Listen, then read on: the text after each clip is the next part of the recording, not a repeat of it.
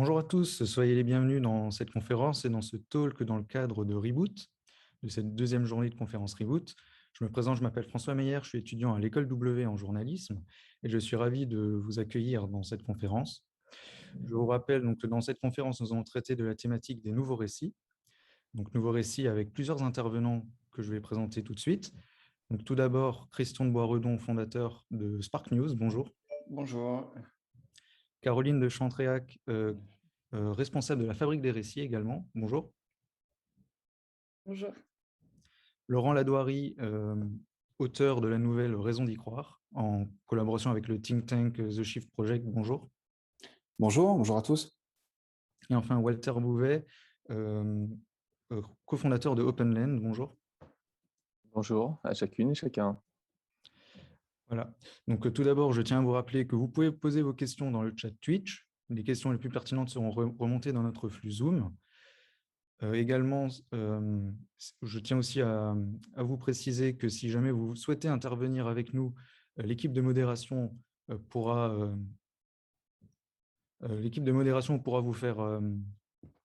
vous donner un lien afin de pouvoir nous rejoindre en cours de conférence afin de poser vos questions en direct. Et je vous rappelle également que pour poser vos questions dans le chat Twitch, un compte Twitch est nécessaire. Donc, sans plus attendre, nous allons commencer par un rapide tour de table avec des présentations concises et assez détaillées de chacune et chacun. Donc, par exemple, Christian, si vous pouvez vous présenter rapidement. Alors, bonjour à tous. Alors, je suis le fondateur effectivement de Spark News. Alors, pourquoi effectivement Spark News? Parce que à l'origine, moi, j'en avais ras-le-bol d'entendre que des mauvaises nouvelles, que des choses négatives. On avait un récit dominant qui était très anxiogène. Et je me suis dit, comment on peut aider les médias d'abord à parler des solutions. Et puis, je pourrais revenir dessus. Donc, on travaille avec les médias d'une cinquantaine de pays.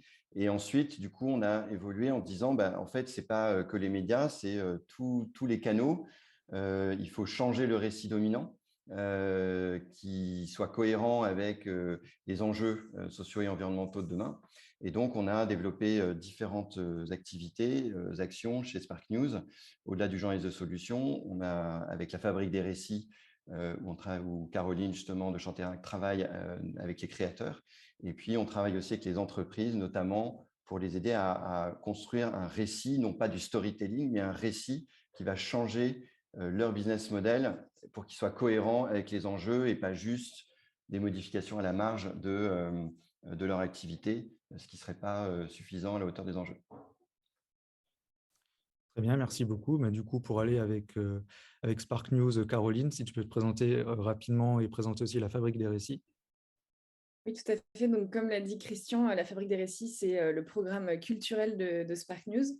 Donc, l'objectif, c'est de pouvoir s'adresser à tous ceux qui créent ces récits. Donc, les artistes, les sociétés qui sont en lien avec la créativité, les institutions culturelles, et de pouvoir les sensibiliser aux enjeux environnementaux et sociaux. Si je prends un exemple, quand vous avez un film, un livre, une musique, ou quand vous allez au musée voir des œuvres, vous recevez en fait le message que le créateur de cette œuvre a voulu vous faire passer. Vous êtes touché par l'émotion que l'artiste vous transmet. Et donc, si ces artistes qui ont créé ces œuvres sont eux-mêmes sensibilisés à tous ces enjeux, ils vont pouvoir finalement infuser ces enjeux au sein de leurs œuvres et donc toucher le grand public. Donc, c'est ce qu'on cherche à faire avec la Fabrique des récits, au travers d'événements, de mise à disposition de contenus, de rencontres aussi avec des experts de ces enjeux et avec des artistes qui, eux, ont déjà engagé leur créativité pour faire une inspiration par l'exemple.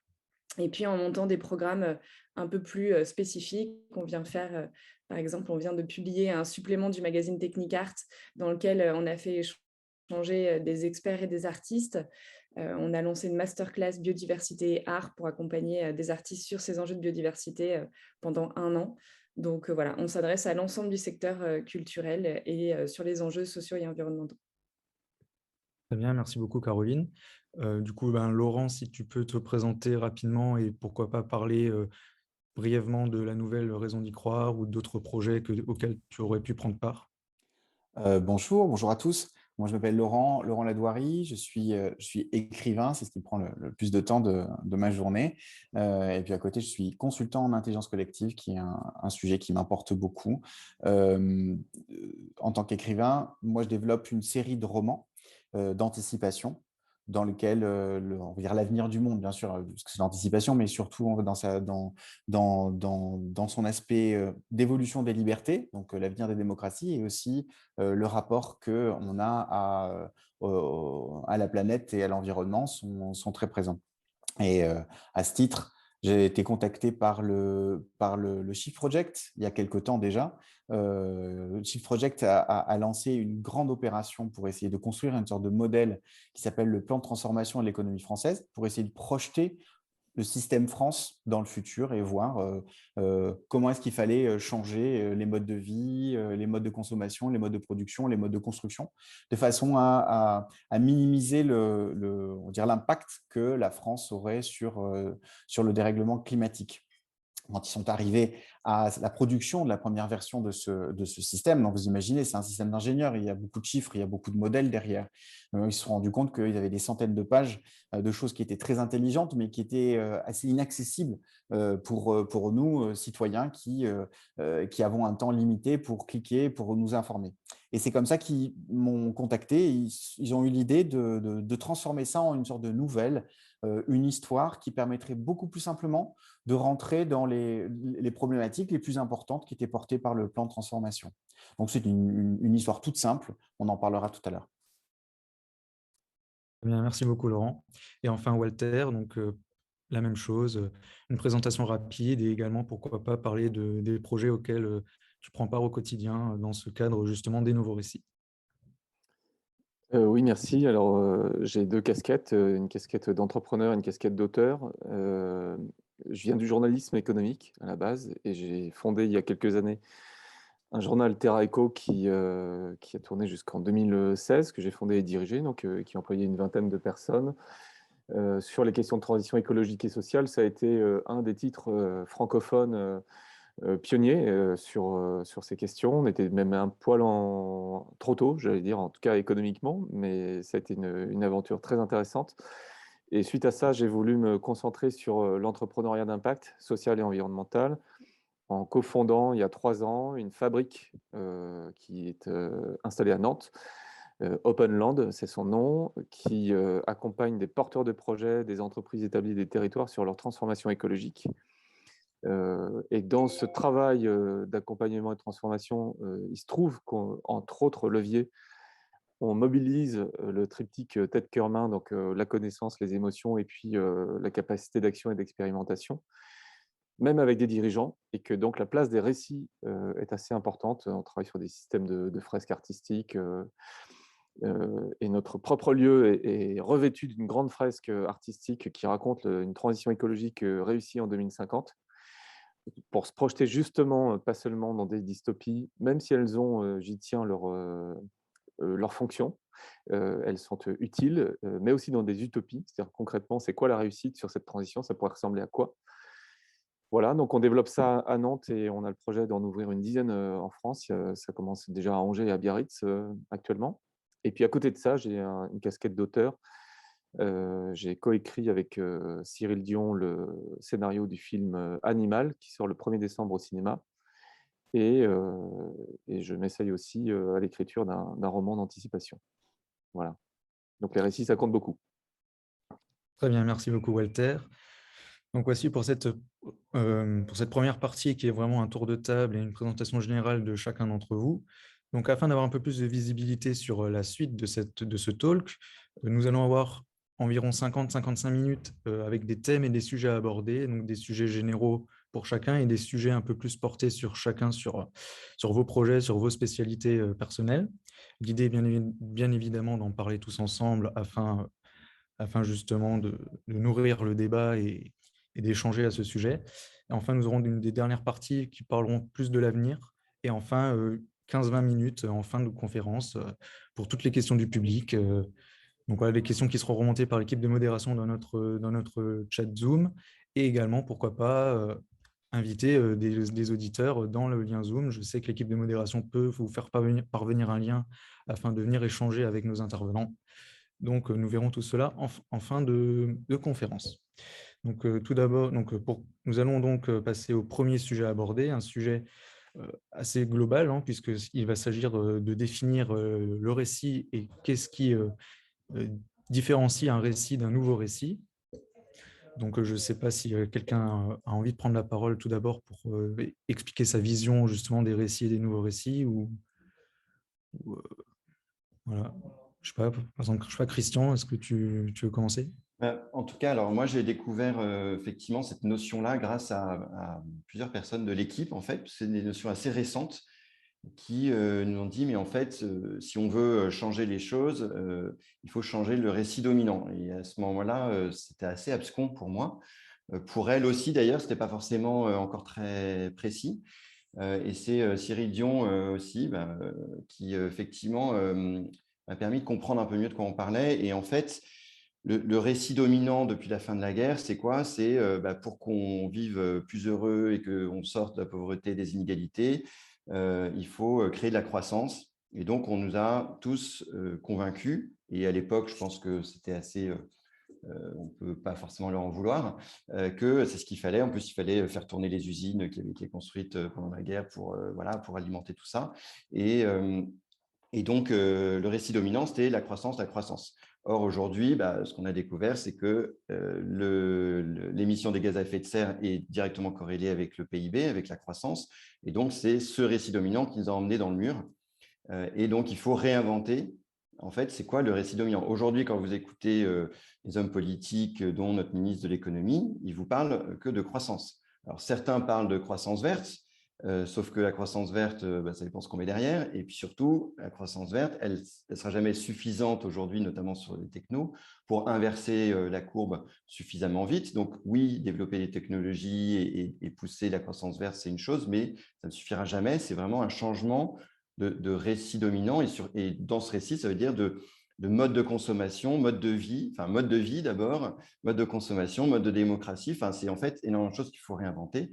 Nous, on l'a décliné sous forme de 7 récits capitaux, donc Caroline parlera tout à l'heure. Voilà, l'éducation, la consommation, enfin tous ces sujets-là. Et voilà. Et sauf que, en fait, quand vous demandez par exemple à quelqu'un, dire tiens, c'est quoi pour toi l'avenir? Comment tu te projettes dans cet avenir? Les gens ferment les yeux et en général, qu'est-ce qu'ils voient? Ils voient des robots ou un monde horrible où tout est noir, parce qu'on n'a pas de représentation de ce que peut être le monde de demain, cohérent avec une vie, avec des enjeux socio-environnementaux résolus, parce qu'on n'a pas ces représentations-là. Et ça, c'est le rôle de Caroline, la Fabrique des récits, et puis d'ailleurs aussi de Walter et Laurent et d'autres, de nous projeter dans ce monde souhaitable pour qu'on puisse l'imaginer, qu'on puisse le voir.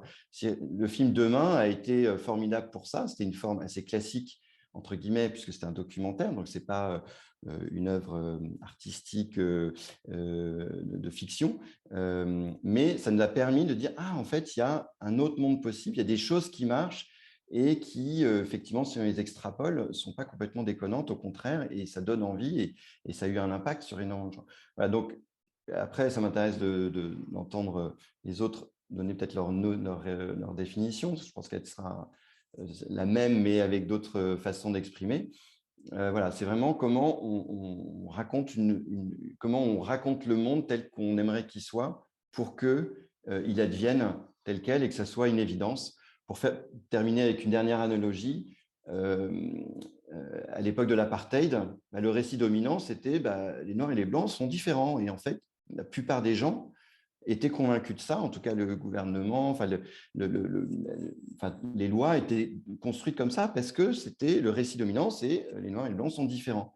Aujourd'hui, ça nous paraît totalement ahurissant, mais c'était le récit dominant.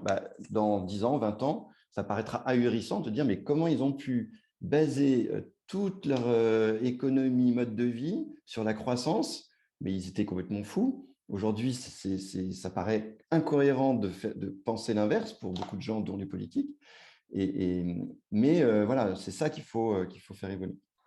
Et après, pardon, et la croissance, bien sûr, il faut, du coup, c'est de quelle croissance on parle, parce que ce n'est pas la même chose, croissance où on produit des choses qui émettent de la consommation, de l'émission de gaz à effet de serre notamment, versus de l'éducation ou de la croissance liée à des choses qui ne produisent pas de matière et qui, au contraire, sont contributives, vont éduquer les gens, les sensibiliser. Donc, on peut créer de la croissance aussi. Voilà. Sauf que la question, c'est il faut le faire très vite pour que ça s'inverse de façon suffisamment importante. mais la vie des autres m'intéresse. Très bien, merci beaucoup Christian. Est-ce que justement quelqu'un a envie d'ajouter justement son opinion sur cette définition ou cette vision justement de ce terme de nouveau récit? Je sais pas, par exemple peut-être Caroline ou ouais. Bah, je peux peut-être effectivement préciser ce que Christian a parlé des grands récits que nous avons définis chez Spark News et sur lesquels on base effectivement nos interventions auprès des différents secteurs avec lesquels on travaille. L'idée, c'est effectivement de proposer une grille de lecture du monde et puis surtout d'aller parler de ces sujets autrement. Si je vous prends par exemple un exemple très concret, on parle de biodiversité, de préservation de la biodiversité. Évidemment, c'est ce qu'il faut faire, c'est la façon dont il faut aujourd'hui, c'est un des grands enjeux qui nous occupent aujourd'hui, mais ce n'est pas toujours simple à comprendre pour les gens, le terme même de biodiversité. Qu'est-ce que c'est que la biodiversité? Quel est le rapport entre la biodiversité et l'être humain?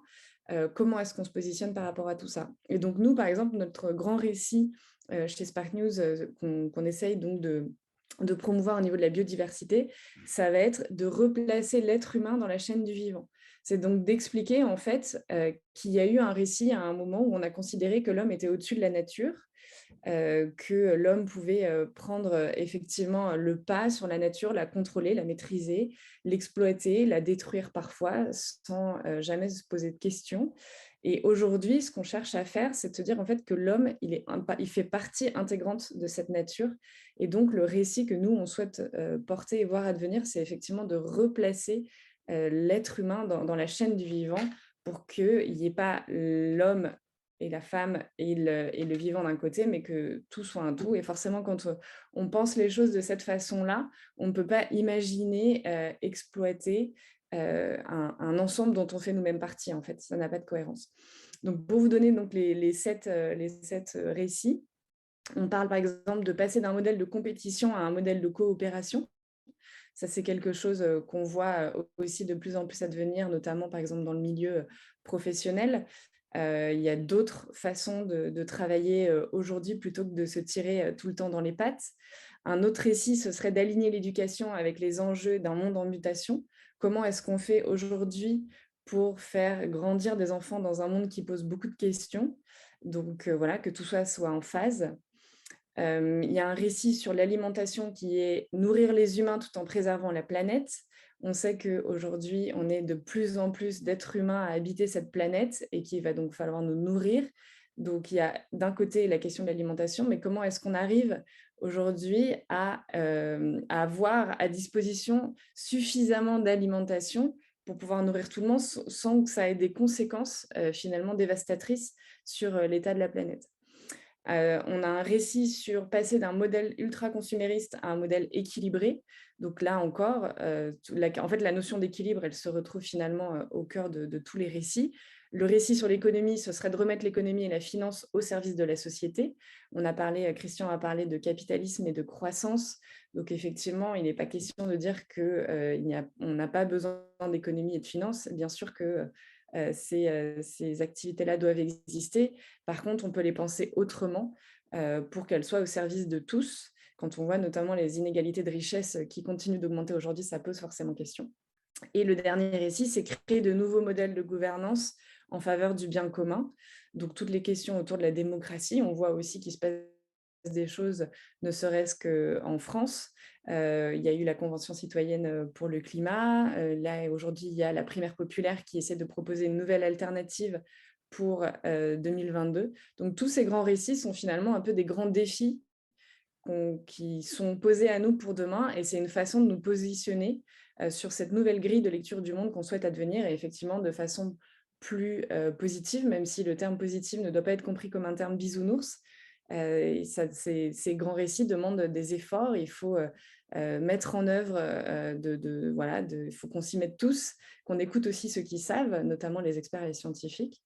Mais ce sont effectivement des futurs qui donnent envie d'y aller, contrairement à certains futurs dans les œuvres créatives notamment.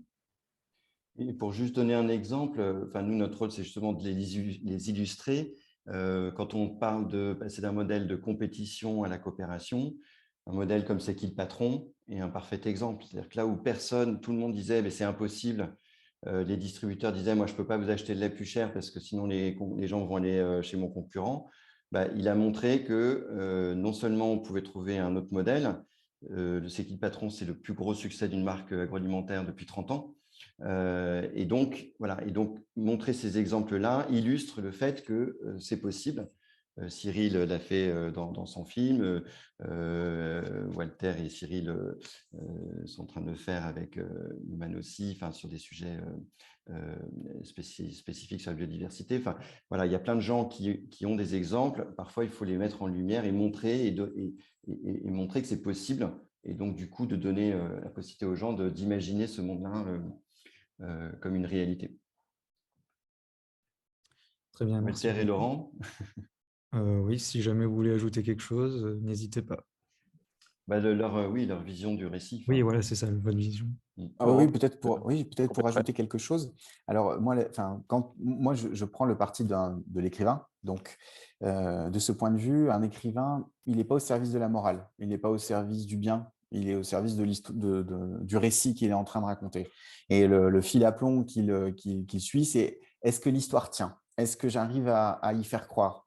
De ce point de vue, ce que disait Walter tout à l'heure est assez intéressant, c'est-à-dire que si on raconte qu'une apocalypse, qu'une dystopie, finalement, il n'y a pas véritablement d'attrait à long terme pour le lecteur. Il n'arrive pas vraiment à s'engager.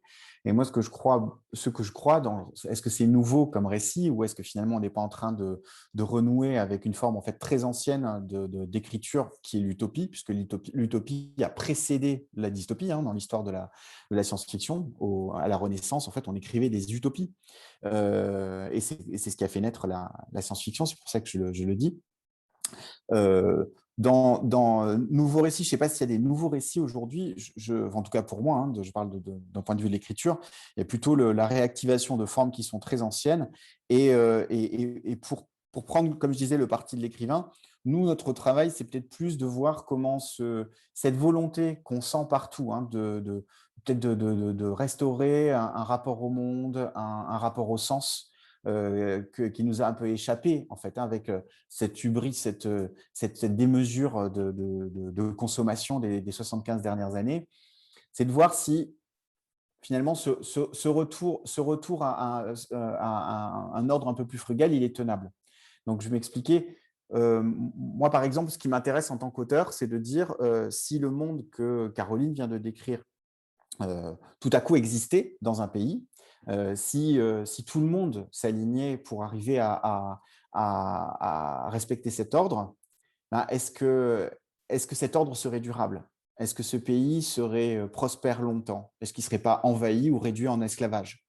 Voilà, vous voyez, ce sont des questions qui sont effrayantes parce qu'on est simplement là à essayer, enfin, nous, on commence à peine à se poser la question de est-ce qu'on ne pourrait pas être de meilleurs humains? Et nous, auteurs de science-fiction, on est en train de, nous, ce qu'on dit, c'est est-ce que ce meilleur humain, il a des chances de survie?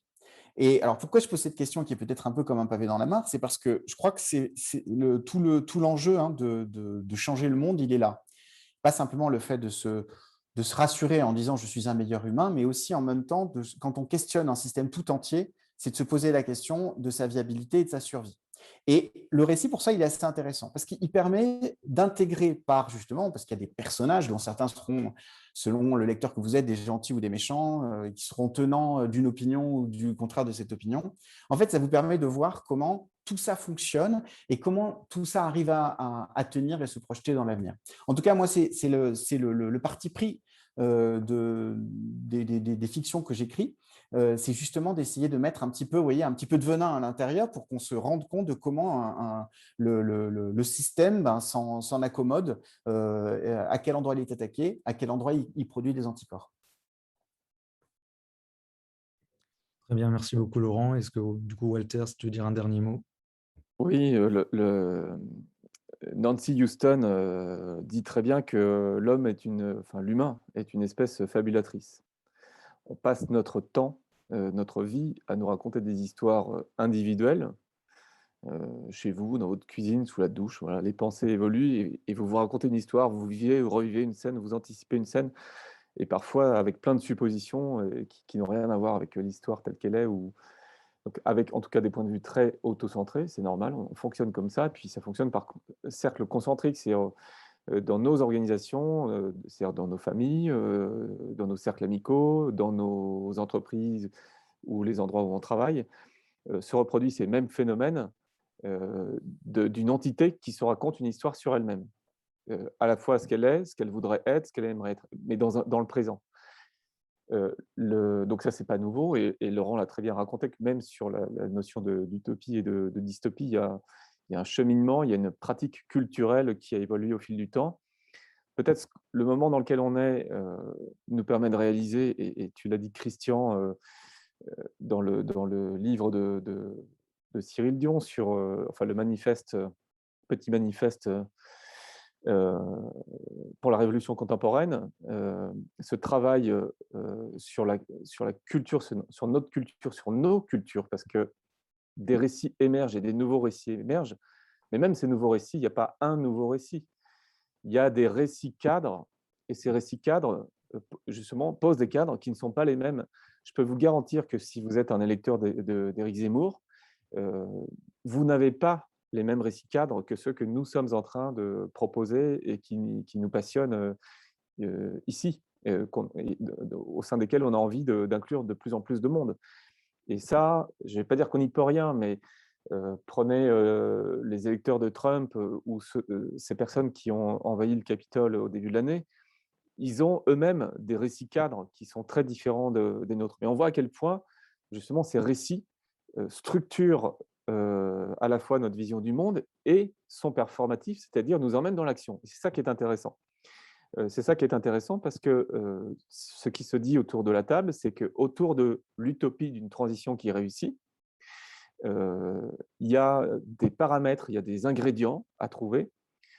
Et le fait de proposer des récits ou d'opposer aux récits dominants au pluriel de nouveaux récits, justement, ou des récits alternatifs, qui au départ vont être perçus comme des récits marginaux, parce qu'ils gênent s'ils sont noirs ou dystopiques, parce qu'ils sont bisounours ou perçus comme tels s'ils sont utopiques. Eh bien, c'est travailler ces récits pour faire qu'ils fassent tache d'huile, en fait. Et derrière, il y a une question clairement d'influence. Il faut appeler un chat un chat. C'est on croit en quelque chose et on va essayer de propager. Alors, je mets cette croyance entre guillemets parce qu'on n'est pas non plus en train de manipuler les foules, mais en tout cas de nourrir la discussion, de nourrir cette vision du monde qu'on propose avec des angles différents. Là, on est à peu près d'accord sur l'essentiel, même si on a des angles qui sont différents. C'est très bien, il y a de la diversité aussi dans les approches. Et donc, on va proposer des récits nouveaux, avec des formes nouvelles, qui vont dire des choses inattendues. Cet inattendu va créer de la surprise. Il va peut-être permettre, parce que pour moi, in fine, c'est ça l'enjeu, de fermer certaines portes pour en ouvrir de nouvelles. Parce que si on veut vraiment tenir le défi du monde d'après, ce qu'on appelle le monde d'après, là encore, il faut appeler un chat un chat. Les émissions de gaz à effet de serre, le recours aux énergies fossiles, c'est quelque chose qui doit être réduit dans des proportions inimaginables. Je discutais ce matin avec le dirigeant d'une très grande entreprise de plusieurs milliers de salariés. Ils ont modélisé leur stratégie bas carbone. Il me dit, on sait réduire nos émissions de gaz à effet de serre de 15% aujourd'hui, mais on ne sait pas aller au-delà. Et on a envie, mais on ne sait pas le faire. Et pourtant, l'accord de Paris dit que, et les accords internationaux disent que grosso modo, autour de 2030, on va devoir réduire, selon les pays, selon les organisations, entre 30% au moins, et puis jusqu'à 50 ou 60 pour certains, nos émissions de gaz à effet de serre. Donc, on est face à un défi physique et chimique dont il faut bien se dire qu'il est, pour l'instant, en l'état inatteignable. Donc, soit on se dit qu'on est capable de relever le défi et le récit peut aider à ça, parce qu'il peut ouvrir de nouveaux horizons, de nouveaux types de réflexion, soit on reste sur un plaqué-collé de ce qui existe et on dit qu'on va l'améliorer, et là, effectivement, on va buter contre quelque chose. Donc, pour moi, la force des nouveaux récits, c'est vraiment de fermer des portes pour en ouvrir de nouvelles, et en ce sens, ça suffira certainement pas, mais ce sont des leviers extrêmement intéressants et extrêmement puissants. Ce que tu dis est totalement clé, c'est-à-dire que la tendance, par exemple, dans les entreprises, parce que nous on travaille aussi avec les entreprises, c'est de se dire comment je réduis mon impact, etc. Mais en fait, ça changera. C'est pas ça le sujet. C'est comment, en fait, j'évite à l'origine de générer quelque chose qu'aujourd'hui j'essaye de réduire dans le meilleur des cas. Et donc, c'est pour ça que nous, on travaille avec les entreprises sur des changements de modèle. Par exemple, une entreprise qui va vendre des jeux ou des objets de divertissement, même en bois, finalement, elle émet quand même du CO2, etc. Pourquoi est-ce qu'elle ne switcherait pas vers un autre modèle ou au lieu d'offrir, que les gens achètent un jeu pour Noël aux gens, qu'ils achètent une aventure, une micro-aventure, une expérience où ils vont aller passer une après-midi avec un ornithologue qui va leur faire découvrir les oiseaux dans le bois de Boulogne ou ailleurs. Et en fait, de switcher d'un modèle à l'autre. Au final, c'est une entreprise qui vend quelque chose qu'on s'offre entre nous. Alors, c'est un changement de modèle totalement différent, mais c'est que par ce genre de changement de modèle qu'on arrivera à changer l'état d'esprit, à avoir un vrai impact, plutôt que de juste essayer de réduire l'impact. Pour revenir pour moi, le récit le plus illustrant, je trouve, c'est celui de Martin Luther King, I Have a Dream. Il a projeté effectivement un récit différent. À l'époque, beaucoup trouvaient ça utopiste, idéaliste. Alors, dans le chat, je vois certains disent est-ce qu'il ne faut pas y aller un peu avec des… est-ce que ce n'est pas des révolutions qu'il faut mener? D'une certaine façon, si. Après, la question, c'est comment on pousse, on influence, on montre qu'il y a un mouvement sans non plus créer le chaos. Hein, ce n'est pas ça le but. Donc, c'est une alchimie de toutes ces choses-là, de récits, de visions, de combat aussi, d'illustration, montrer, regardez, c'est possible. L'exemple de C'est qui le patron, c'est un exemple que je prends tout le temps. Quand les gens me disent non, mais c'est pas possible parce que les gens ne vont pas acheter plus cher, machin, je dis arrêtez de dire que c'est pas possible. Je veux dire, avec 0 budget marketing, il a créé le plus gros succès depuis 30 ans pour une marque agroalimentaire, meilleure vente de lait, meilleure vente d'œufs, et tout le monde est gagnant. Il n'y a pas de perdant dans cette histoire-là. Donc, c'est possible. Voilà. Mais c'est ces modèles qu'il faut réinventer. Et comme tu le dis, Walter, faut changer de paradigme. Il faut dire, est-ce qu'on a besoin de tout ce qu'on achète? Même moi, j'achète plein de choses dont je n'ai pas besoin. Si je me pose vraiment, plein de trucs dont je n'ai pas besoin. Non seulement je peux parfois les récupérer au Bon Coin ou je ne sais pas où, mais surtout, il y a plein de trucs dont je n'ai pas besoin. Et pourtant, on est encore dans ce modèle où on n'arrive pas à se débarrasser de tout ça. Voilà, donc voici pour ce premier grand thème qu'on a abordé, qui nous a pris une grosse vingtaine de minutes. Maintenant, nous allons donc nous focaliser sur plutôt des termes ou des concepts qui sont un peu propres à chacun d'entre vous. Donc l'idée serait pourquoi pas d'en prendre, disons, de prendre environ 5 minutes, on va dire, pour les expliquer et les détailler à l'audience. Donc là, par exemple, le premier que j'ai sous la main, c'est notamment pour toi, Laurent. Le thème ou le sujet abordé, ce serait cette notion de la fiction pour anticiper l'avenir. Est-ce que tu pourrais en détailler un peu plus, justement, comment est-ce que toi tu l'emploies et comment est-ce que tu le décrirais? Merci. C'est vrai que cette phrase-là, c'est, je pense, le travail de n'importe quel auteur, qu'il soit de science-fiction ou pas. Peut-être pour nous, pour notre thème, c'est-à-dire d'essayer d'imaginer un avenir différent dans les comportements et dans les équilibres. Le fait de raconter par une fiction comment tout un monde, tout un système peut fonctionner. Moi, je suis persuadé, et c'est peut-être pour ça que j'ai commencé à écrire de la science-fiction, que c'est peut-être la façon la plus efficace de faire passer une idée et de faire se projeter une intelligence et une sensibilité dans un problème. Donc, je ne sais pas quelle question tu voudrais qu'on traite sans préempter les suivantes, mais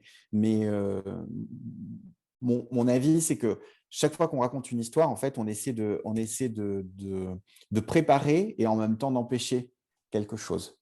La première histoire de la littérature occidentale, c'est l'Iliade. Et l'Iliade, ça raconte une guerre atroce, mais une guerre qui précédait Homère d'au moins 400 ans. Et suis persuadé que l'époque à laquelle ça a été pensé, conçu, c'est une époque qui allait un peu plus vers la paix que l'époque qui précédait. Donc, de raconter cette guerre, c'était un peu comme une sorte d'antidote, vous voyez, de prophylaxie, pour employer un terme un peu barbare, quoi, quelque chose qui nous permette d'empêcher que le pire se produise. Et moi, je crois que pour l'anticipation, et ce qu'on voit aujourd'hui en ce moment, c'est qu'on a une sorte de recrudescence de dystopie. On a une recrudescence de récits de science-fiction avec des toiles de fond un petit peu sombres. Mon avis, c'est que leur fonction, c'est d'être anti-performative, pour prendre le mot de Walter. Performative, ça veut dire que quand on le raconte, c'est en train de se faire, ça agit sur la réalité. Anti-performative, c'est je le raconte pour que justement ça ne se produise pas, pour essayer d'éveiller tout le monde et faire que ça ne se produise pas. Peut-être pour une raison pour lesquelles la plupart des récits qu'on appelle post-apo, en fait, ils font l'hypothèse qu'il y a eu une guerre, une guerre thermonucléaire, la guerre que tout le monde craint. Justement, parce de se projeter après cette guerre, c'est peut-être la meilleure façon qu'on a pour essayer de l'empêcher en étant conscient qu'elle est possible. Voilà. Juste peut-être une phrase sur l'environnement. Moi, je crois que ce que la fiction peut apporter à ce débat, c'est justement de nous prémunir contre l'angélisme. Je crois que le plus gros danger dans le combat, pour justement changer les comportements, pour essayer d'avoir l'impact le plus grand, c'est bien sûr de ne pas oublier qu'il y a un sablier qui est renversé. Sablier qui est renversé, ça veut dire qu'on n'a pas le droit à l'erreur. On n'a pas le droit, simplement parce qu'on trouve que, je sais pas, peut-être ça se raconte bien, ou parce que ça nous plaît, ou parce qu'on trouve qu'on est convaincu en première instance que ça va marcher et que c'est la bonne façon de faire. Si ça ne marche pas à grande échelle, en fait, quelles que soient les intentions, on aura gâché du temps et on aura peut-être fait pire que de continuer le système qu'on veut changer. Je vais prendre un exemple qui fait mal, hein. Les éoliennes, par exemple. Donc là, quand on lit la production du Shift, et notamment ce plan de transformation, un des apports, c'est de se rendre compte que quelque chose qui nous a tous convaincus il y a 15 ans ou 20 ans est peut-être une perte de temps, une mauvaise voie qui a été prise pour arriver à réformer en profondeur et efficacement le système. Et je ne dis pas simplement parce qu'une éolienne ne peut pas remplacer une centrale nucléaire. Je dis que ce qu'on a construit comme récit, en disant « Regardez, il est possible, une autre voie est possible. On peut construire un monde où le vent qui passe arrive à chauffer, à allumer mon ampoule. » En fait, ce qu'on voit, c'est que le choix fait par les Allemands d'aller massivement dans cette direction-là, ça fabrique des pics de production de dioxyde de carbone dont Paris est la victime. Voilà. Donc, ce genre de choses, vous voyez, c'est aussi, d'une certaine façon, le résultat d'un récit qui est angélique. Donc, oui, ce que tu dis, c'est en fait la meilleure façon de réduire le problème, c'est l'énergie qu'on ne consomme pas. Et le fait de dire il y a des solutions, du coup on dit ah bon c'est bon, donc on ne change pas nos comportements, on ne change pas nos modes de consommation, et donc du coup on est dans l'illusion que la croissance verte va nous sauver, que les solutions techno vont nous sauver, alors qu'en fait c'est à l'origine qu'il faut qu'on arrive à réduire le problème. Alors, ça, c'est une solution et c'est peut-être le récit d'aujourd'hui. Alors, la question qu'on doit se poser, c'est est-ce que ce récit n'est pas angélique? Moi, je suis auteur de science-fiction. Je suis simplement là pour raconter, pour dire, tiens, si on prend cette hypothèse-là, qu'est-ce qu'on peut en faire? Donc, moi, en tant qu'auteur de science-fiction, je prends cette hypothèse, tout le monde réduit sa consommation, ce qui en soi est bien pour l'objectif du climat, hein, c'est totalement. Maintenant, après, si on se pose réellement la question, c'est est-ce qu'on arrive à maintenir un système qui continue d'avoir cette volonté? Parce que si un système comme celui-là, si on n'arrive pas à prouver qu'il est capable de continuer à nourrir tout le monde, de continuer à assurer la paix civile, sans paix civile et avec des gens qui ne mangent pas à leur faim, on est bien certain qu'on ne se posera plus cette question-là, on s'en posera d'autres. Donc moi, voilà, quand je pose la question en tant qu'écrivain, c'est de se faire peur de ce point de vue-là, c'est-à-dire d'arriver à questionner nos récits bienveillants pour essayer justement de les rendre plus forts. Mais de toute façon, tous les modèles qui étaient censés être vertueux et qui l'étaient sur le papier peut-être au début, en général, tous étaient dévoyés. Enfin, le communisme a été dévoyé, etc. Donc la question, c'est comment on réinvente enfin, de ne pas être dans l'illusion qu'on va inventer un modèle magique où c'est génial quand on aura trouvé, du coup, ça va résoudre tous nos problèmes. Ça, c'est utopique. Par contre, c'est en essayant d'imaginer un nouveau modèle et en permanence de dire, bon, ce modèle-là, il va être dévoyé, il n'est pas parfait, et de l'affiner au fur et à mesure. C'est un peu, je pense, le problème du modèle capitaliste. Dans l'absolu, il n'était pas forcément mauvais à la base, sauf qu'il a été dévoyé et qu'au lieu de le remettre en cause en permanence, on le met en cause trop tard. Non, enfin, est-ce que c'est pas ça Parce que le risque, c'est que les gens se disent, ah bah ouais, il a raison, en fait, ça va être super dur, donc à quoi bon essayer de trouver un autre modèle? Alors, je ne veux pas monopoliser la parole, hein. François, répartis la parole mais je veux bien répondre sinon. Une petite réponse rapide et ensuite on enchaînera avec Une petite réponse rapide, c'est que quand je parle tu vois, de tester par la fiction un raisonnement, c'est par exemple, si je reprends ce que tu as dit tout à l'heure et qui était très pertinent, je trouve, c'est-à-dire si on veut produire moins, si on veut acheter moins, dans ce cas, on peut substituer ces achats par des expériences, par des rencontres, par des choses qui sont peut-être plus porteuses de sens et moins porteuses de matière et de transport de matière. Mais pour arriver à raconter cette histoire où le petit garçon, au lieu d'avoir un jouet qui a été fabriqué et manufacturé, il a une expérience, il faut bien qu'il puisse se rendre sur le lieu de cette expérience. Donc, ça veut dire que si je joue ça à grande échelle… Si tu es à Paris. Voilà, exactement. Donc, si tu vois, tester avec la fiction, ça veut dire que si je veux jouer ça à grande échelle, en fait, de façon contre-intuitive, je me rends compte que ça plaide pour une ville, enfin, pour des endroits où les humains sont finalement assez centralisés et qui aujourd'hui, contraire à ce qu'on a envie de croire. On aimerait tous finalement se dire je vais vivre de façon plus harmonieuse avec la nature en m'en rapprochant, donc en allant loin des villes. Donc, c'est un petit peu ça que je voulais mettre en valeur. C'est que la fiction, elle nous aide à tester certains de nos raisonnements qui, en première instance, ont l'air formidables. Et en fait, peut-être, il y a un petit peu un problème qui est caché et qui risque de nous faire dévoyer. J'aimerais bien réagir Bien sûr, vas-y, Walter. parce que je vois, moi, deux écueils dans ce qu'on se dit là. Et je veux faire une référence à ce que tout à l'heure évoquait Caroline, qui parlait de biodiversité. Je pense que non seulement on a le droit, mais on a la nécessité d'une diversité des récits. C'est pour ça que je trouve que la notion de le nouveau récit ou les nouveaux récits avec des majuscules, c'est quelque chose qui, avec les meilleures intentions du monde, enferme en soi un projet totalitaire. Potentiel. Attention, je suis prudent. C'est-à-dire que en voulant, et tu y as fait référence, Christian, bon, le communisme, le capitalisme par défaut, on a des espèces de régimes ou organisations du monde ou de la société qui, avec les meilleures intentions du monde au départ, ont été pas intentionnellement dévoyés, mais parce que peut-être que finalement, il n'y avait pas… Simplifié. C'était Voilà. trop simpliste et du coup, comme tu dis, il faut une multiplicité des récits. Ouais.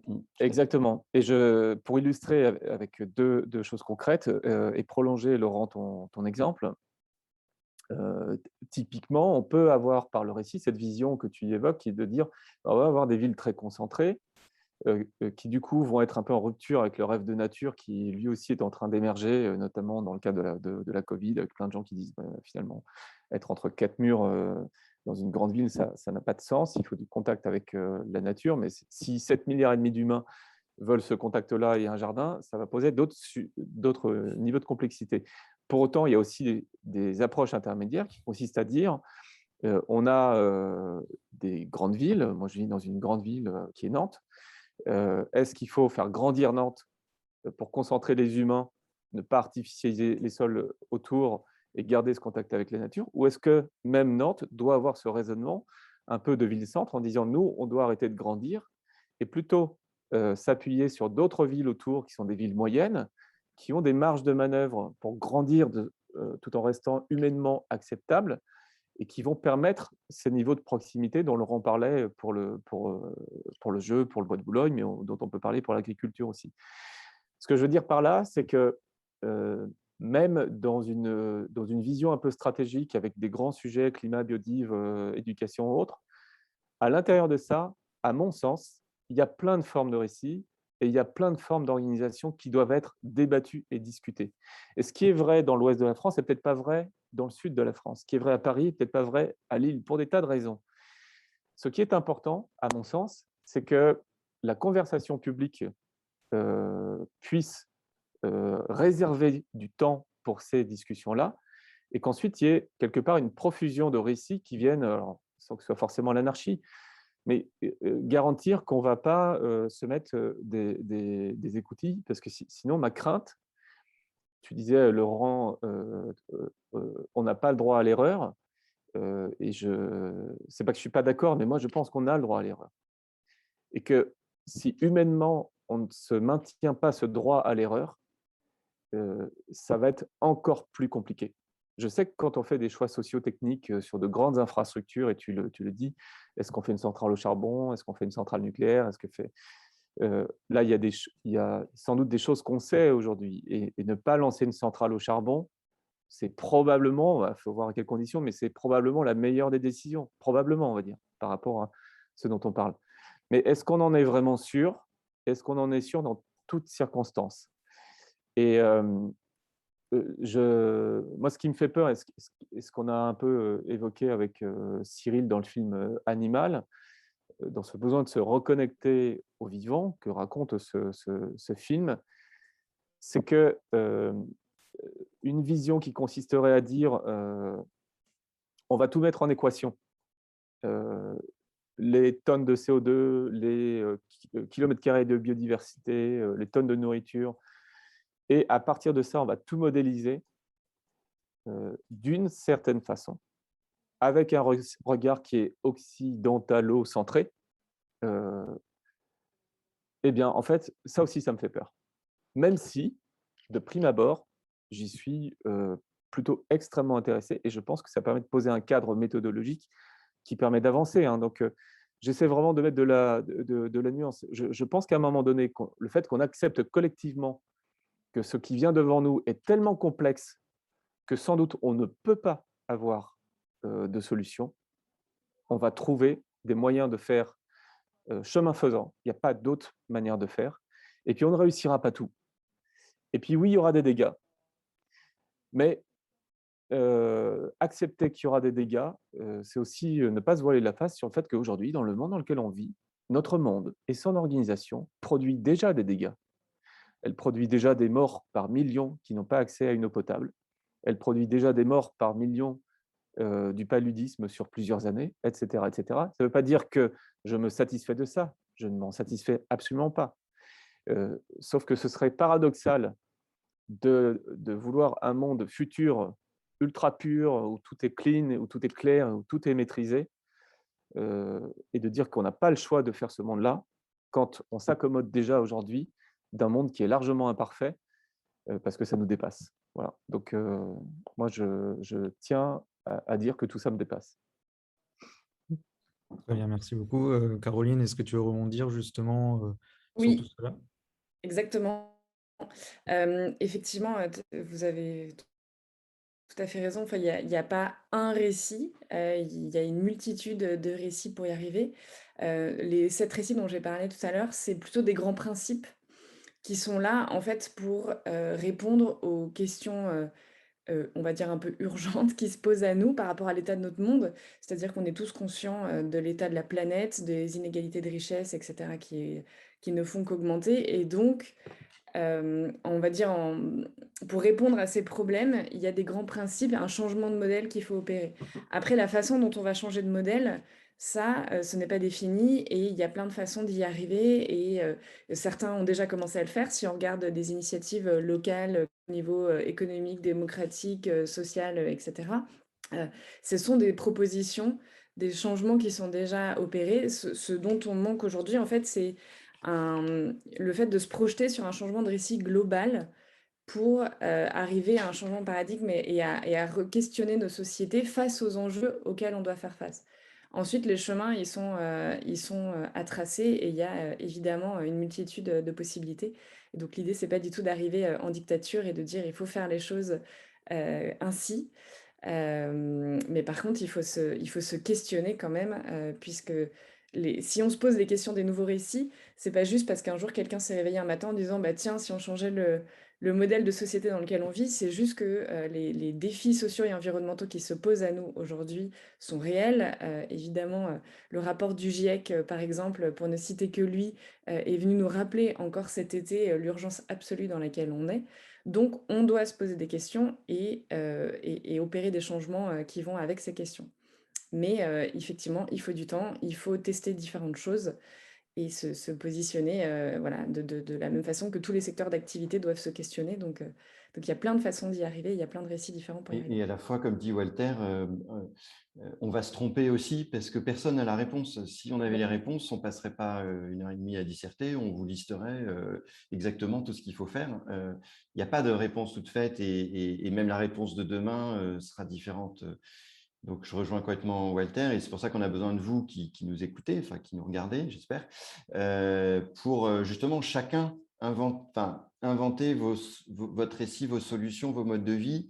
Et puis, il y en a certains qui vont trouver des façons de vivre ou de consommer ou d'éduquer qui vont être formidables et qui seront des exemples et qui vont prendre de l'ampleur et qui vont montrer que ça, c'est une voie possible et c'est comme ça qu'on va y arriver. Donc, on a besoin de vous aussi. Alors, je crois justement que c'est un peu prévu, non, que certains nous rejoignent dans le débat. Oui, il y a déjà des personnes en salle d'attente, mais justement, il y a besoin peut-être d'un peu de préparation en amont. Du coup, on va encore peut-être un petit peu discuter justement de ce sujet. Notamment, il y a un terme justement qui, qui revient justement dans les thèmes qu'on a abordés en amont de cette conférence. Et notamment, j'ai donné la parole à toi, Walter, ce terme d'économie régénérative. Je pense que pour les personnes qui ne sont pas au courant de ce que c'est ou qui n'arrivent pas trop à définir ce terme, est-ce que tu pourrais en parler peut-être brièvement pour l'audience? Oui, le principe est très simple, pour pas dire simpliste, et là-dessus je rejoins Laurent qui tout à l'heure mettait en garde contre les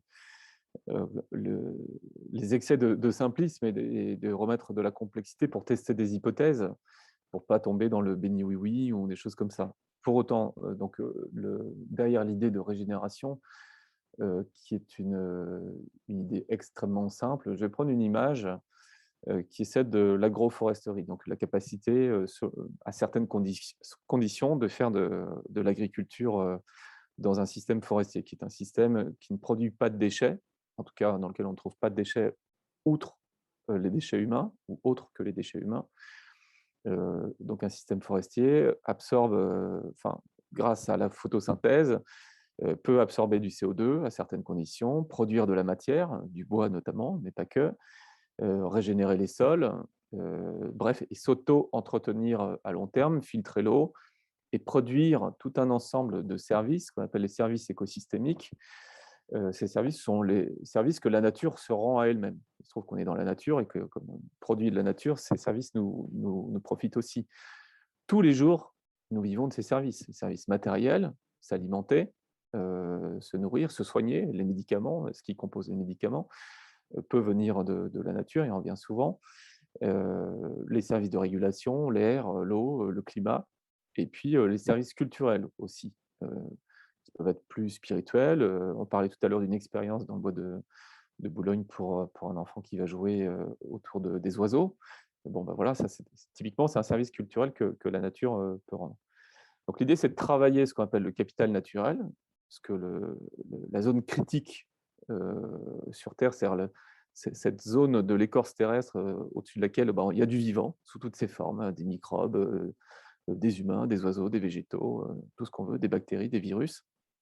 Tout ça, ça produit du vivant qui évolue et s'auto-entretient.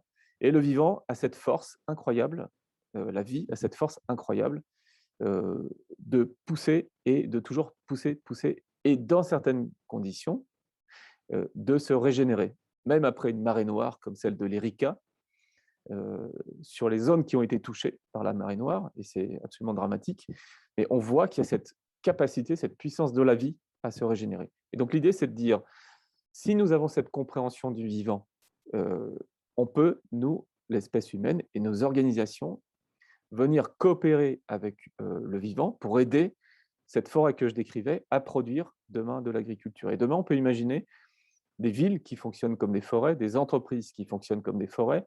C'est-à-dire, on va prendre ce système qui est complexe pour inspirer, par bio-inspiration, pour inspirer de nouvelles méthodes de fonctionnement. Et on va y inclure de l'économie circulaire, on va y inclure… Voilà. Après, on butera toujours sur des problématiques qui sont des problématiques énergétiques. C'est-à-dire que pour faire ça, on a besoin d'énergie. Donc, comment on va produire l'énergie? Est-ce qu'on va encore, pour inventer ce monde, devoir recourir aux énergies fossiles? Est-ce qu'on va y trouver des substituts? Donc aujourd'hui, sur cette idée de régénérer, il y a plein d'inconnus.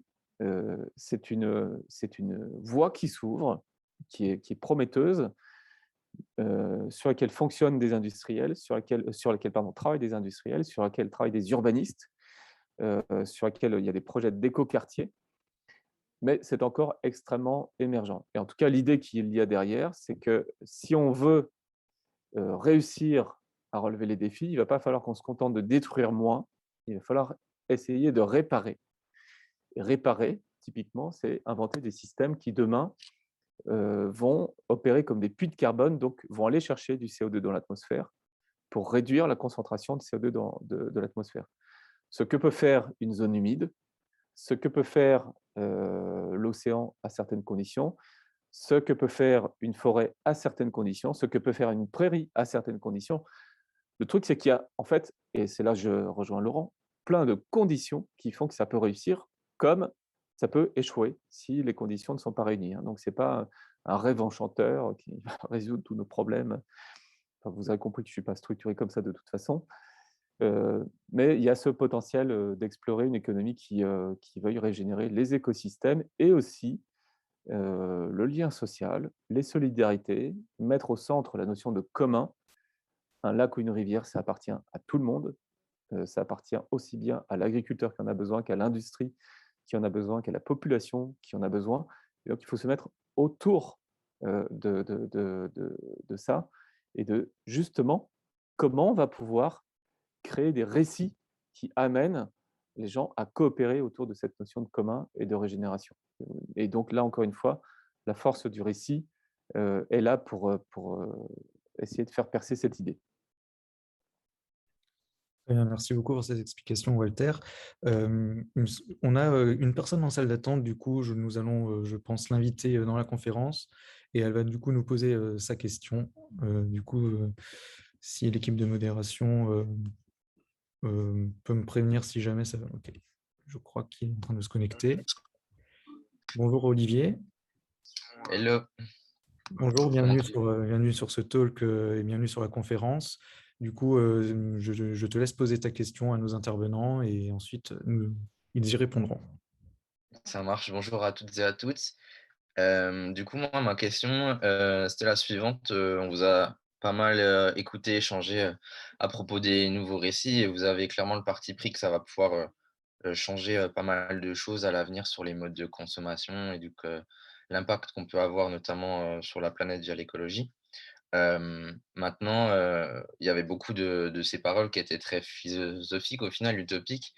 Comment vous pensez que, en termes de communication pure, on va pouvoir mettre en place ces nouveaux récits pour qu'ils soient correctement diffusés et par la suite, entendus et donc qu'ils puissent agir sur les modes de vie de chacun et chacune? Je peux commencer peut-être? Oui, bien sûr. Oui. Alors, moi, ma conviction, c'est qu'en communication, pareil que pour écrire un livre ou raconter une histoire à vos enfants, c'est la même chose en fait. Vous vous rendez compte quand celui qui écoute décroche, quand il n'a plus vraiment envie d'écouter. En fait, on teste tout le temps le récit en temps réel, de savoir si ce qu'on a envie de faire passer, on va dire le fond de l'histoire, le sens en fait, a la bonne forme pour arriver à trouver son audience. Donc, moi, je crois pas qu'on puisse imposer un récit. En fait, un récit ne s'impose jamais. C'est plutôt celui qui écoute qui impose la forme du récit. Et si on a quelque chose à faire passer, si on est convaincu, si on est celui qui raconte et qu'on est convaincu de quelque chose, en fait, ce à quoi on doit être incroyablement attentif, c'est quelle est la forme de récit que celui qui écoute est prêt à entendre. Je vais être un peu plus précis et moins philosophique. Aujourd'hui, ça veut dire que peut-être une série, c'est peut-être le médium phare pour arriver à s'adresser à un auditoire. Peut-être que Twitch, c'est plus important que la télévision. Oui. Et donc, ça veut dire qu'en tant que communicant, pour répondre de façon pratique à votre question, en tant que communicant, il faut être attentif au médium qui sera le plus privilégié, à la forme et j'irai même après à la tonalité. Moi, je suis par exemple en train d'écrire de la science-fiction parce que je me suis dit à un moment que c'était la meilleure façon de construire les histoires et de les faire passer au public auquel j'avais envie de parler. C'est-à-dire, j'avais envie de m'adresser à des gens qui étaient plutôt jeunes et qui étaient en train de préparer l'avenir. Il s'avère que cette forme-là, elle a été assez efficace pour raconter des histoires sur l'avenir et infléchir ou faire réfléchir au moins des esprits jeunes. Je peux rebondir Oui, peut-être. bien sûr, Caroline. Effectivement, la communication, elle est extrêmement importante de la même façon. Enfin, la communication pour nous fait partie des secteurs effectivement auxquels on s'adresse avec la fabrique des récits, puisque la communication a un lien avec la créativité. Donc, tous les créateurs effectivement peuvent faire passer des messages. Et je voulais dire, rebondir sur ce que disait Laurent, il y a le fond et la forme. On a parlé effectivement de nouveaux récits, donc il y a le message qu'on veut transmettre, mais finalement ce message, ça peut être une arène, en fait, nous c'est comme ça qu'on explique les choses. Si je prends par exemple l'exemple d'un film, si je reprends un des récits dont on a parlé sur le fait de replacer l'être humain dans la chaîne du vivant, ça peut être l'arène du film. Ensuite, le film, il faut qu'il reste intéressant, il faut qu'il reste effectivement attrayant pour celui qui va aller le voir. Et donc là, il faut qu'on garde les codes d'une arche narrative réussie, ce qui fait le succès habituel d'un film. Donc, il faut qu'il y ait un héros, il faut que le héros se questionne, il faut qu'il ait un obstacle à passer, il faut qu'il fasse son propre cheminement, qu'il évolue, qu'il trouve des alliés pour aller mener à bien sa quête, etc. Et c'est ça qui fait aussi le succès d'une histoire réussie et d'une bonne communication. Et puis, pour donner des exemples aussi précis, à la fois d'œuvres qui ont eu de l'impact, mais même en reparlant de publicité, j'ai 2 exemples là qui me sont venus en tête. Je ne sais pas si vous avez vu les publicités réalisées par Géraldine Nakache pour La Redoute. Ce sont des publicités pour La Redoute, des publicités dans lesquelles elle ne fait pas précisément l'apologie de tel ou tel produit. Par contre, ces publicités mettent en scène, il y en a une qui met en scène une famille recomposée et l'autre, une maman célibataire avec 2 enfants. Et bien juste ça, c'est déjà une nouvelle façon de raconter les choses. Ce sont des modèles familiaux qu'on ne voyait pas avant dans les publicités. Donc cette forme-là, cette communication-là est en soi déjà un nouveau récit. Alors même si elle parle de produits de grande consommation et qu'on peut avoir un débat sur effectivement est-ce qu'on a besoin de ces produits-là en question ou pas, ne serait-ce que sur la forme, c'est déjà un changement de récit. Ensuite, si vous regardez des œuvres créatives qui ont eu de l'impact, il y en a énormément. Il y en a qui ont eu de l'impact a posteriori alors qu'elles n'étaient pas forcément prévues pour ça. Je vous donne un exemple tout simple, la série Buffy contre les vampires. Difficile de se dire comme ça à première vue que c'est un nouveau récit. En fait, c'est la première fois dans une série à cette époque-là que la jeune fille blonde, qui à l'époque était toujours une victime, devient finalement le personnage principal, l'héroïne, et qu'elle prend le pas sur les vampires, les forces du mal. Et ça a entraîné derrière la création de plein de séries qui ont mis en avant des héroïnes féminines. Donc ça, c'est aussi une autre façon de communiquer des messages, sans que ce soit clairement affiché à la base, mais finalement, ça a quand même de l'impact. Et puis, un exemple qui là a été vraiment créé directement pour avoir de l'impact, je ne sais pas si vous connaissez l'association Bloom, qui luttait pour l'interdiction de la chalutage, de la pêche en eau profonde. Ils avaient du mal à faire passer leur message, notamment au niveau européen, Et donc, ils essayaient de faire changer la réglementation. Pénélope Bagieux, la dessinatrice, s'est emparée du sujet. Elle a créé une bande dessinée qui a été extrêmement partagée sur les réseaux sociaux. En 10 jours, il y a eu 900 000 personnes qui ont signé sa pétition pour demander l'interdiction du chalutage en eau profonde. Forcément, que vous avez 900 000 personnes qui se posent la question, derrière, ça a un impact. Et donc, les supermarchés se sont d'abord engagés à ne plus proposer cette pêche et ensuite la réglementation. Donc, tout est une question de communication, à la fois sur le fond et sur la forme. Et les deux doivent être pris en compte pour avoir au final de l'impact. Merci Caroline. Merci Il y pour a, vos il y a réponses. effectivement plein d'exemples. Et nous, on fait ça notamment avec les médias.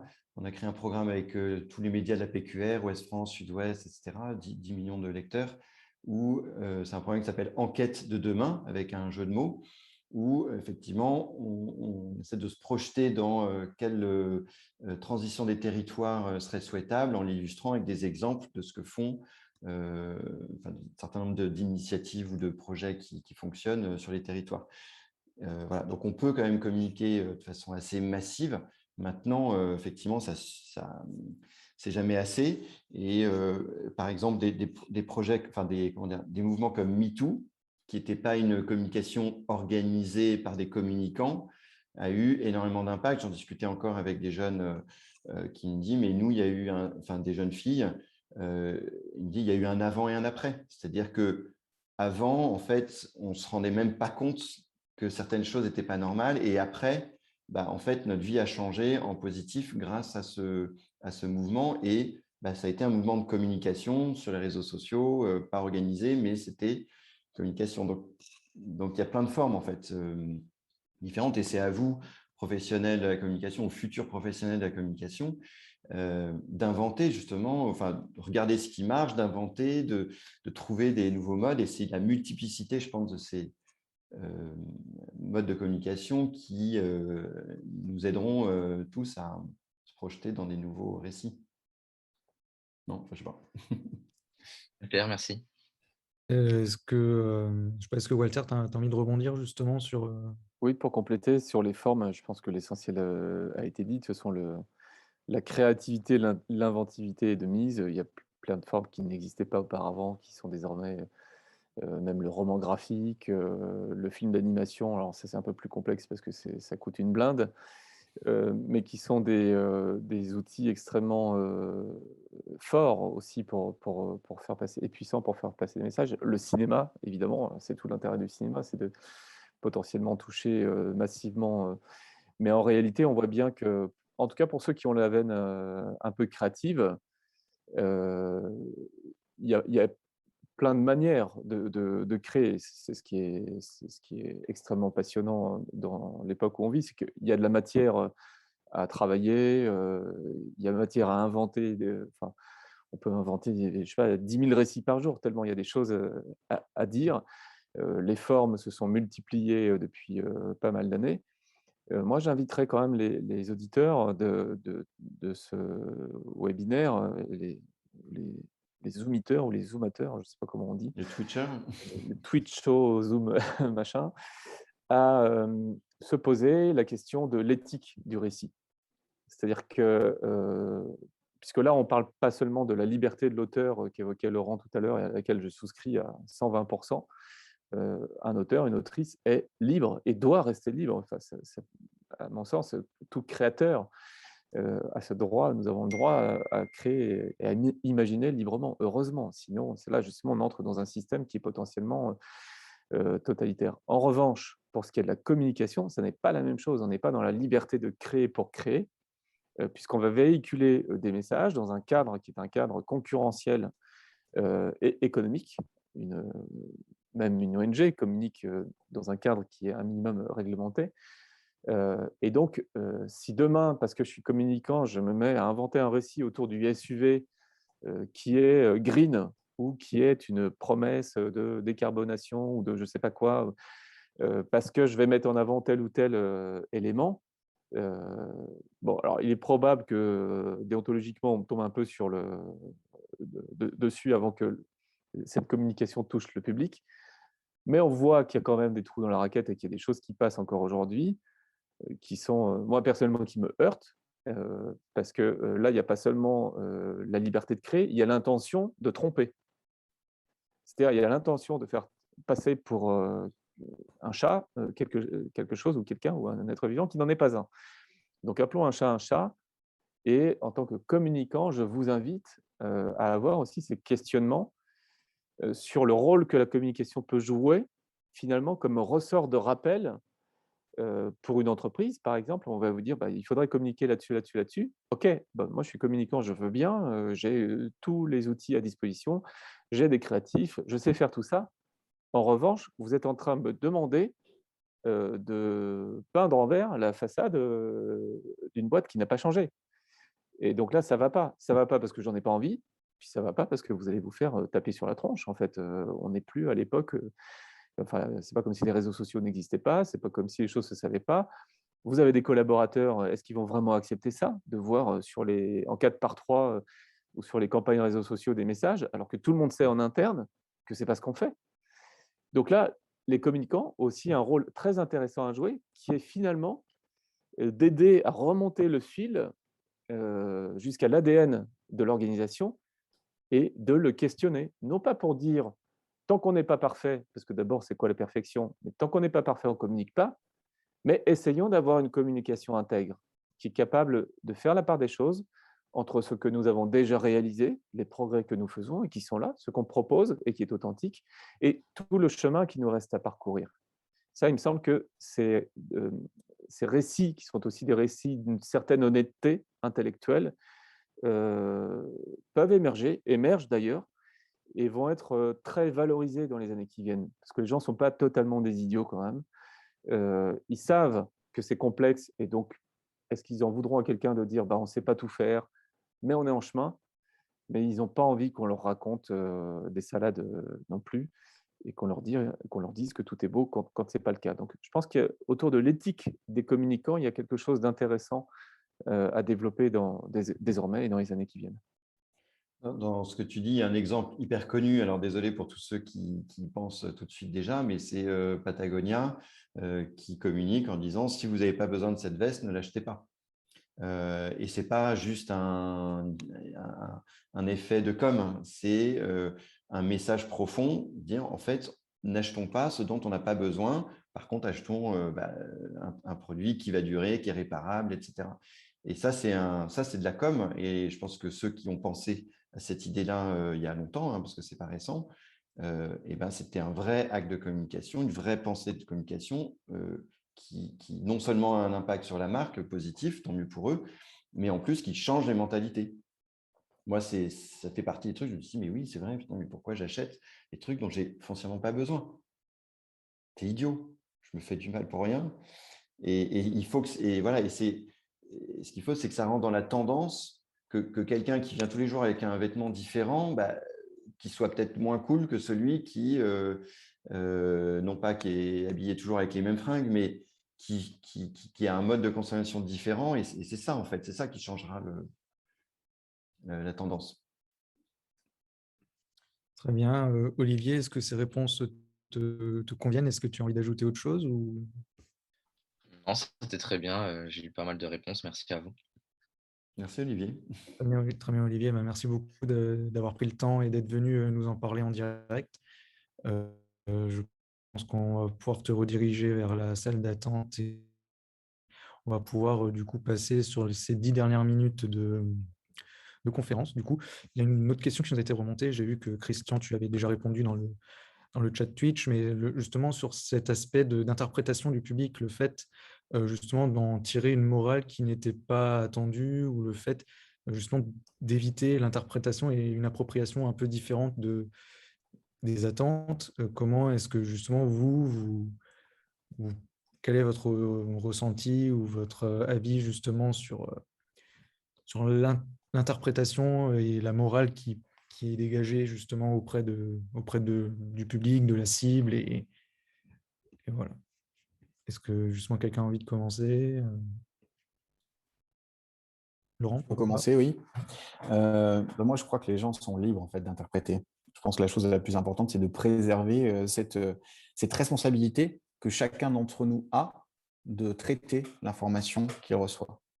Un des grands dangers qu'on est en train de vivre, c'est de croire que l'émetteur est le seul responsable de la désinformation, de l'erreur. Moi, je ne crois pas que les gens sont pas totalement idiots. Je pense que les gens sont tous des humains et qu'ils sont tous foncièrement capables d'être intelligents. Après, chacun d'entre nous, à des moments de notre vie, on décide de l'être ou on décide de ne pas l'être. Mais on est tous responsables de ce qu'on fait. On n'est peut-être pas forcément suffisamment informés. On a peut-être tous du travail à faire. Et ça s'applique absolument à tout le monde. Il n'y a pas des gens qui sont informés, des gens qui ne le sont pas. On est tous insuffisamment informés et certainement chacun d'entre nous, quel que soit le temps qu'on passe à le faire, on n'est peut-être pas forcément encore suffisamment responsable de ça. Mais si on enlève cette idée de responsabilité de chacun, mon avis, il n'y a rien qui nous empêche de basculer dans un système où en fait, la délégation va nous emmener oui, peut-être un abandon massif de liberté. Ça me fait très peur. Donc, je pense que cette interprétation, elle est foncièrement de l'ordre de chacun d'entre nous. Après, je voudrais rebondir aussi sur quelque chose qui a été dit. Moi, je crois beaucoup à la diversité. Et d'une certaine façon, quitte à choquer un peu Caroline, je crois un peu à la compétition entre les récits. Je crois que ce qui va gagner, c'est les récits qui finalement font la part belle au libre arbitre, au désir de savoir des récepteurs. Je crois que c'est ça qu'on a montré quand même dans les 20 dernières années, c'est qu'on a eu des productions télévisuelles romanesques qui sont beaucoup plus intelligente, beaucoup plus surprenante, beaucoup plus diverse que ce qu'on a eu, je parle de culture populaire, de culture massive, qu'on avait dans les 20 et dans les 40 et les 50 dernières années. Donc, je pense qu'on est plutôt sur on a des raisons d'être optimiste de ce point de vue. Je ne suis pas du tout choquée. Au contraire, je valide totalement cette idée. Super. Non, il faut… Enfin, moi, j'en reviens à ce que je disais. La première des choses, c'est de se questionner. Donc, que ce soit le créateur ou effectivement celui qui va réceptionner le message, le spectateur, l'idée, c'est pas d'apporter tout cuit dans le bec des grands principes et des grandes idées, mais justement de soulever le débat. À partir du moment où on se questionne et c'est déjà une façon d'avancer. Ça veut dire que la première question, c'est de se dire, oui, le modèle dans lequel je vis est-il celui dans lequel j'ai envie d'être demain? Et est-ce que ce modèle est compatible avec l'état de notre planète?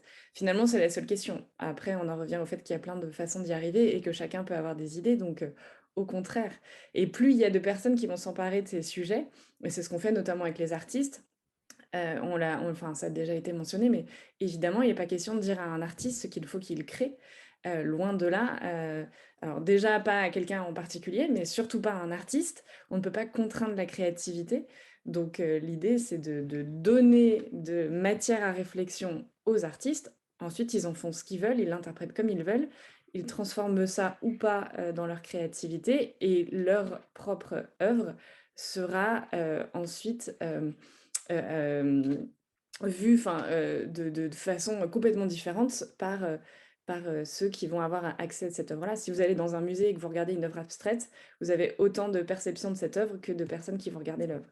Donc, il n'y a pas, encore une fois, il n'y a pas un récit, il y a une seule vision. Donc, je ne suis pas du tout choquée, on est tout à fait d'accord.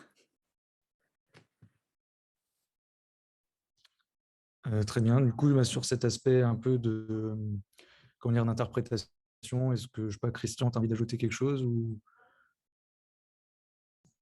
J'ai beaucoup parlé, donc Oui. il y a quelqu'un qui est en salle d'attente, c'est ça peut-être aussi, Florentin, c'est ça, je ne sais pas, ou un étudiant qui… Je ne sais pas si les gens en salle d'attente. Quand j'avais demandé il y a quelques dizaines de minutes, il y avait justement Olivier qui était en salle d'attente. J'ai pas… Non, il n'y a personne en salle d'attente. Peut-être essayer de reprendre des questions qui avaient été évoquées au tout début pourquoi pas du talk, notamment sur… alors, par exemple, une question de Marie qui avait demandé comment passer d'un récit d'abondance qui joue sur nos instincts primaires du manque à un récit de sobriété qui n'est pas naturel chez l'être humain, chez l'humain. Est-ce que c'est une question où quelqu'un a envie de répondre, ou est-ce qu'on passe peut-être à d'autres… Moi, je peux donner juste un exemple. Il se trouve qu'on organise, nous, un séminaire une fois par an avec pendant 2 jours où on invite 12 décideurs, patrons ou patronnes, chacun avec un de leurs enfants, pour parler de ces sujets et les faire réfléchir sur leur rôle de leader face aux enjeux d'aujourd'hui. Donc, c'est des patrons parfois du CAC 40, de PME, très variés, de start-up ou autres. Et c'est juste alors ça déjà en soi, pour nous, c'est une façon aussi de faire avancer dans le mindset des décideurs, de les faire évoluer dans leur récit et dans le récit de leur leadership et du coup de leur entreprise et de leur mission. Mais il se trouve qu'on fait ça dans un endroit, dans une ancienne chartreuse qui est coupée de tout, où il n'y a pas de téléphone portable, il n'y a pas de connexion. Et au début, les jeunes, il y en a ils sont souvent ados. Quand on leur dit, en fait, tu ne pourras pas te connecter avec ton téléphone, ils sont paniqués. Voire, ils disent non, mais c'est pas possible. Et en fait, à la fin des 3 jours, il y en a plusieurs qui nous ont dit, mais en fait, c'est la première fois que je me déconnecte pendant 3 jours, c'était génial, c'était incroyable. En fait, et donc, du coup, pourquoi je raconte ça? C'est parce qu'en fait, il faut faire vivre des expériences aux gens pour qu'ils se rendent compte que ce qu'ils pensent super dur, voilà, qu'effectivement, on a tout de suite, on peut acheter plein de choses, on est tout le temps sur nos téléphones et tout, que quand on vit l'expérience d'autre chose, et ben en fait, non seulement c'est pas si grave que ça, mais souvent, c'est encore mieux. Voilà. Donc moi, j'ai un peu l'impression qu'il faut qu'on trouve des moyens de vivre ces expériences-là, d'expérimenter pour se rendre compte que on peut passer d'un monde à l'autre et que ça sera mieux. Voilà, très bien. Donc, nous allons tout doucement arriver à la conclusion justement de ce talk. Donc, tout d'abord, je tenais vraiment à remercier chacun d'entre vous, chaque intervenant pour votre temps, pour vos explications et surtout pour cet agréable moment que nous avons passé tous ensemble. Donc, merci beaucoup Christian, merci Caroline, merci Laurent et merci Walter. Merci à vous tous et merci Laurent, Walter et Caroline, bien sûr, dans les équipes pour le travail que vous faites. Voilà, et ce combat qu'on mène tous ensemble pour essayer modestement, en faisant des erreurs, comme dit Walter aussi, à changer les choses. Et vous, les jeunes, les communicants, on a besoin de vous. D'ailleurs, allez postuler dans des stages à Fabrique des Récits chez Walter ou ailleurs, ou chez Spark News. On a besoin de vous, de communicants aussi, pour nous aider à trouver la bonne façon de diffuser tout ça. Voilà, n'hésitez vraiment pas. N'hésitez Merci à vraiment pas. Reboot. Oui, à vous informer, notamment sur Spark News, sur la Fabrique des Récits, à lire la nouvelle de Laurent ou même à aller regarder le film Openland. Openland et même le film Animal coécrit par Walter. Mais il faut aller le voir. Oui, il faut aller le voir. Et moi, j'ai hâte de lire Laurent. Voilà. Voilà, il nous reste moins d'une minute. Et de même, je vais regarder le TEDx Nantes de Walter, comme ça. On va circulariser nos productions. Si aussi. Non, mais vraiment, pour les auditeurs, allez voir le film, allez lire le lien de Laurent, et parce qu'effectivement, c'est comme ça qu'on avancera. Voilà, et du coup, pour terminer avec des derniers remerciements, merci à l'équipe de modération qui nous a accompagnés sur Zoom et sur Twitch, qui veille au bon fonctionnement et au bon déroulé de Reboot. Et merci également, pour moi, à titre un peu plus personnel, à Julie Joly du CFJ et de l'École W et à Arnaud Lévy de m'avoir proposé cette opportunité d'animation de conférence. Voilà, donc je vous remercie à toutes et à tous et je vous souhaite une bonne fin de journée sur Reboot et une bonne conférence pour la suite des événements. Merci à tous, au revoir. Au revoir à tous. Merci, au revoir.